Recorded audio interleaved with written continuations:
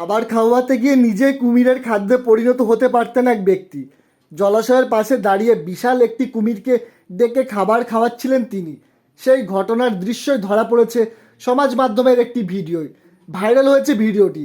ভিডিওটি প্রকাশিত হওয়ার সঙ্গে সঙ্গে ঝড় তুলেছে সমাজ মাধ্যমে।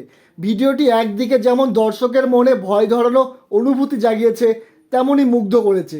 নেচার ইজ ইমেজিং নামের একটি এক্স হ্যান্ডেল থেকে পোস্ট করা সেই ভিডিওয় দেখা গিয়েছে হাফ প্যান্ট জামা পরা এক পৌর শান্তভাবে বিশাল সরীসৃপটিকে খাওয়াচ্ছেন যেন কোনো গৃহপালিত প্রাণী।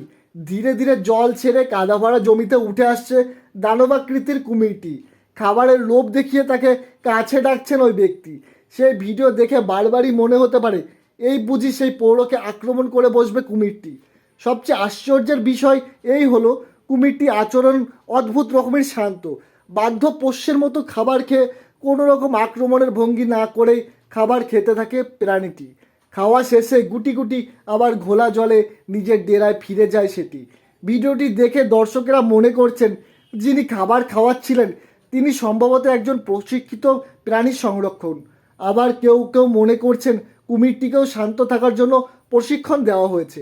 ভাইরাল এই ভিডিওটিতে নানা রকমের প্রতিক্রিয়া ও মন্তব্য জমা পড়েছে।